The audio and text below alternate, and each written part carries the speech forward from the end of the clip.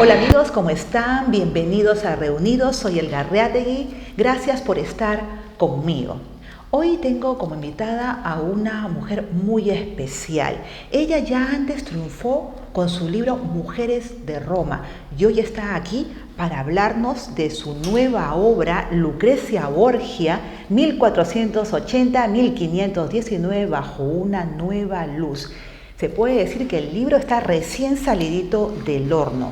Bienvenida Isabel Barceló, un gusto tenerte como siempre en esta casa. Muchísimas gracias, Elga, el placer es para mí, que siempre eres tan amable y tan afectuosa con todos y apoyas tanto a los escritores y escritoras valencianos. Sí. Isabel, me consta que tú has estado muy metida con la redacción de tu obra. ¿Cuánto trabajo de investigación contienen las páginas de esta nueva obra? Por solo nombrar algo, Isabel, sé que tuviste que leer 727 cartas escritas por Lucrecia y no paraste hasta saber la verdad sobre esta fascinante mujer. Pues sí, así es. La verdad es que ha sido un privilegio poder acceder a ese tipo de documentación inédita hasta ahora. Y cuando te acercas a una persona que se expresa de manera natural porque forma parte de su vida cotidiana, ahí no hay, podemos por decirlo de una manera así, con un lenguaje común, no hay ni trampa ni cartón, ahí destella su personalidad. Sí. De tu boca estoy informada que fuiste muy exigente con esta obra y que nunca estabas satisfecha con lo que tenías. ¿Conseguiste la historia que tenías en mente? Lo que he conseguido, digámoslo así, es más bien descubrir una Lucrecia que hasta ahora estaba oculta, precisamente a través de esas cartas y de otros documentos. O sea que yo en ese proceso exigente, como tú muy bien señalas, pero era exigente también en cuanto a descubrir qué es lo que había detrás y que hasta ahora permanecía oculto, ¿no? Entonces para mí ha sido un extraordinario y maravilloso descubrimiento. ¿Por qué razón y cuándo posas tu mirada en la mujer y en la persona de Lucrecia Borgia? ¿Cómo surgió esto? Mira, Lucrecia Borgia es que es muy conocida, yo creo que en todo el mundo, pero también aquí en España, y yo recuerdo haber leído acerca de ella desde que era una adolescente, ¿no? Entonces a mí siempre me sonaron extrañas las historias que contaban sobre ella, ¿no? Como que no llegaba yo a creérmelas del todo. Y como desde hace unos 10 años o así, he seguido más de cerca las cosas que salían sobre ella, hasta que ya, en fin, al decidir escribir esta biografía, pues ya me lancé, digamos, en picado, ¿no? Con tu obra has dado voz a Lucrecia, porque te basas en sus cartas. ¿Quisiste que ella se expresara a través de ti, de alguna forma, para mostrar su verdad? Yo creo que eso es un poco una cierta fantasía del escritor, ¿no? Claro. Es una cierta fantasía del escritor, pero es una fantasía que ayuda porque si tú te lo crees, seguramente tendrás esa capacidad de convicción luego para que el lector también sienta esa misma pasión. Yo sí puedo decirte que a lo largo de la escritura he tenido en concreto una fotografía, que es esta que aparece ahí en portada, un poquito más grande, de ella, ¿no? Y a veces la miraba y decía, Lucrecia, ayúdame. Pero, en fin, es eso. ¿Pero llegaste a conectar con ella de alguna manera? Yo creo que sí, por lo menos psicológicamente, ¿no? Y espiritualmente también. Y espiritualmente. Isabel, ¿a quiénes estaban dirigidas estas cartas y cuán íntimas o muy personales podían llegar a ser? Pues mira, en la época en que ella vivió, que es las fechas que has indicado a caballo, entre el siglo XV y el principio del siglo XVI, eso era el Renacimiento, ¿no? En esa época la idea de lo privado no existía. No es que hayan cartas suyas privadas, son las cartas que ella escribe Hay algunas poquitas dirigidas a su padre y hay muchas dirigidas pues a su suegro, a su tercer marido, porque sobre todo abundan las de la segunda etapa de su vida, es decir, a partir de 1500. Entonces, como no son cartas, pero son cartas de Estado, muchas de ellas, en que ella da órdenes, toma decisiones, etcétera, y en las que escribe a su marido y le comunica cosas, pues sí, pero ya digo, incluso las órdenes que ella da, las disposiciones que toma, las cosas sobre las que tratan, dan una perfecta idea de su personalidad. Sí, sí. Pero eran cartas que no tenían ese carácter privado que hoy escribimos una carta. Entonces las cartas se leían en público, las leían los secretarios, se leían en público y todo el mundo las escuchaba. ¿En qué momento se gesta el mito de la mujer pérfida, viciosa, criminal? ¿Cómo ocurre esto, Isabel? Pues mira, ese mito del cual Lucrecia es una víctima nace sobre todo en el siglo XIX, pero para no confundir diré que ya en su época, cuando el Papa Alejandro VI, que era su padre, accede al trono papal, ya en torno a él y a toda su familia se desatan cantidad de habladurías y una leyenda negra. Pero en cierto modo es una leyenda negra que con el paso del tiempo, pues más o menos, pues se va un poco olvidando, se va desvaneciendo. Lucrecia vivió hace 500 años, muchísimo tiempo. Pero en el siglo XIX, el escritor Víctor Hugo, que era un escritor romántico, crea una obra de teatro y se crea ahí esa idea de la mujer fatal, ese estereotipo de la mujer fatal, una mujer bella pero perversa que arrastra a los hombres a la perdición, a ella la pone como envenenadora, en fin, pero eso es una invención de esa época. Hay que remarcar eso, es una invención. Exactamente, es una invención de esa época. Y luego el compositor Donizetti, sobre esa misma obra, crea una ópera. Lo que pasa es que es tan popular entonces el teatro y la ópera que esa idea de mujer fatal, que en realidad no sabemos si existe o no eso, pero ellos lo retratan así, esa idea de mujer fatal cala tanto que hoy sigue siendo, como decía antes, Lucrecia Borgia sigue siendo sinónimo de de perversión, y no hay nada más alejado de la realidad histórica. Aseguraste en una de nuestras conversaciones, Isabel, que hay un interés en perpetuar este mito de la mujer fatal con Lucrecia Borgia. ¿Puedes ampliarnos, por favor, cuál es el interés oculto? Yo creo que nosotros, que somos hijos todavía del romanticismo, esa idea de una mujer seductora, con cuya relación existe un peligro, sigue siendo un mito que atrae y fascina. Es un mito que fascina, porque el peligro atrae, es como la gente a la que le gusta ir a mucha velocidad, ¿no? Atrae. Sí. Y yo creo que ella es, digamos, una figura perfecta en como la dibujó aquel para que eso se perpetúe. Isabel, Lucrecia tiene sus raíces aquí en Valencia. ¿Qué referencias a estas tierras has hallado en esas misivas, si las hay?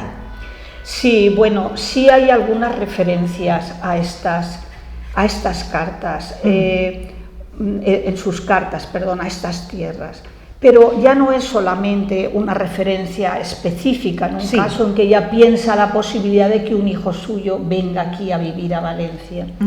No es solamente eso, sino que ella, en su vivir cotidiano, ella hablaba valenciano, leía en valenciano, sí, italiano, español, un poco de francés, latín, de todo, porque era una formación, en esa época era una formación clásica extraordinaria. Y ella llevaba mucho calzado valenciano, tenía al menos 60 pares que sus inventarios pone de Valencia, procedentes de aquí, algunos abanicos procedentes de aquí, y sobre todo tenía también mucha familia, porque su padre había nacido en Xàtiva y se había criado aquí en la ciudad de Valencia. Entonces, aunque ella nació en Italia y nunca pisó España, pero ellos en su vivir cotidiano, en el modo de cocinar algunas cosas, sobre todo los dulces, en muchas costumbres, seguía esas costumbres familiares que eran típicamente valencianas. Qué maravilloso, sí. Tira mucho las raíces Sí, de nuestras familias. Muchísimo. Tú que has logrado conocerla un poco más lejos del mito y las falsedades, ¿cómo podrías describirla? Pues te diré que a mí me gustaría que los lectores que se animen a leer esta obra la vayan descubriendo. No quisiera dar una idea muy específica de ella, porque cabe descubrirla y me gustaría que ellos pudieran experimentar la misma emoción que yo a medida que fui descubriendo esos rasgos de personalidad. Pero sí puedo decirte que en su época todas las personas que la conocieron decían de ella que era muy afectuosa, muy dulce y muy tranquila. Era una persona serena, ella a la leyenda, al mito. Sí, sí, y era una persona que era sumamente alegre. La alegría y el optimismo de ella la ayudaron a superar pues una vida brillante, pero llena de dificultades y escollos. No es una vida fácil.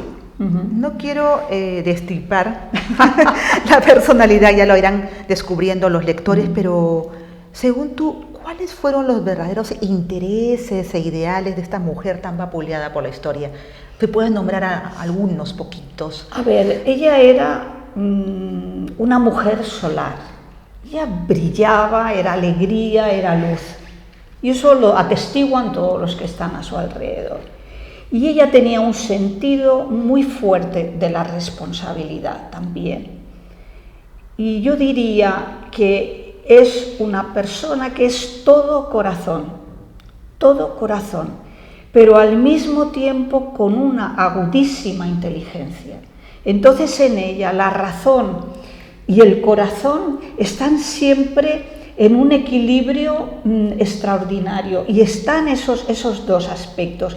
A ella la quería todo el mundo que la conoció, incluso quienes le eran hostiles inicialmente. Sabía hacerse amar y era una persona muy generosa. Lucrecia fue un instrumento de poder, y dices que era muy inteligente y tenía una serie de cualidades, pero Isabel no pudo hacer nada por liberarse y construir su propio destino. Yo en eso, cuando se dice de ella que fue un instrumento de otros, me resisto un poco también a esa idea de la instrumentalización, y me voy a explicar por qué. Yo no conozco a ninguna mujer de su época que eligiera marido. La elegían los padres, se elegían por intereses de Estado. Nadie dice que doña Juana la Loca se casó porque eligió a don Felipe el Hermoso, ¿no? Ni que doña Catalina de Aragón se casara con el heredero inglés y muerto este se casara con su hermano el Enrique VIII, ¿no? Con el que acabaría tan mal. Nadie elegía, ni ellas ni ellos, eran razones de Estado, porque pertenecían a familias del máximo nivel. Entonces, a mí no me parece que ella fuera instrumentalizada más de lo que eran instrumentalizadas todas las personas que debían de casarse. En un matrimonio no se esperaba amor. De un matrimonio lo que se esperaba a esos niveles es que tuvieran descendencia, ¿no? Y los familiares de ella y los familiares de él pues obtuvieran beneficio político, estratégico, económico de esa nueva relación, que en realidad es una alianza entre familias. No podemos pensar que es solo una persona que casa con otra, no. Ese matrimonio es una alianza entre familias. Entonces, a ver, ella yo creo que intentó desde el principio llevar su vida lo mejor que podía, buscar el mayor bienestar. Y sí que tuvo contrariedades. Ella casó 3 veces con los 2 primeros maridos, no diré cuáles, pero yo creo que ella al tercero lo eligió ella, de eso podéis estar seguro. Ella dijo y luchó con todas sus fuerzas, su padre luchó al lado de ella con todas sus fuerzas hasta que lo consiguieron, Al tercer marido lo eligió ella. Y te voy a preguntar otra cosa más que a lo mejor puede, Sí. puede ser que sea erróneo, ¿no? Ser mujer en esos tiempos era de muy mala suerte y rebelarse era condenarse a morir o a algo mucho peor. Bueno, es una pregunta esa un poco difícil. Yo creo que ser mujer ha tenido dificultades en todos los tiempos, por la propia condición nuestra, por el hecho de ser madres, que supone un riesgo para la vida inmenso. En aquellas épocas, pues no sé, Lucrecia tuvo, yo qué sé, 17 o 18 embarazos, quizá más, de los cuales muchos terminaron en aborto. Entonces, en aquella época todos los temas referentes solamente a la maternidad ya eran dificilísimos, como han sido. Ahora nosotros vivimos en un mundo en ese sentido privilegiado. Pero también allí muchas mujeres trabajaban, muchas mujeres se desarrollaban profesionalmente en la burguesía y en todo, y en la nobleza muchas mujeres eran estimadísimas, gobernaron en sus estados, como fue el caso de Lucrecia. O sea que, digamos, la dificultad por ser mujer en esa época, probablemente comparado con el ser hombre, sería más o menos similar como en otras épocas. Sí, siempre hay extremos, ¿no? Pero también muchas mujeres gozaban, como el caso de Lucrecia, de una extraordinaria consideración, ¿eh?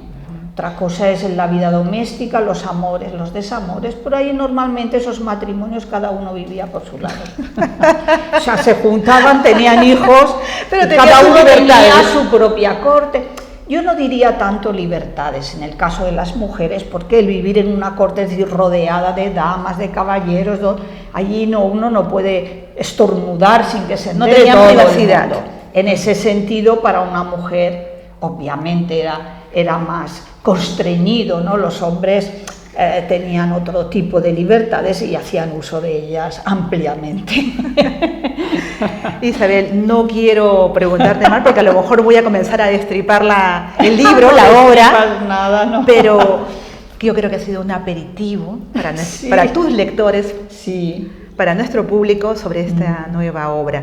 Gracias por haber estado conmigo, por aceptar esta invitación. Ya sabes que esta es tu casa, te queremos mucho y te deseamos muchísima suerte con Lucrecia Borgia, 1480-1519, bajo una nueva luz. Esto fue Reunidos, amigos. Soy Elga Arreategui. Gracias por haber estado conmigo. Nos vemos muy pronto.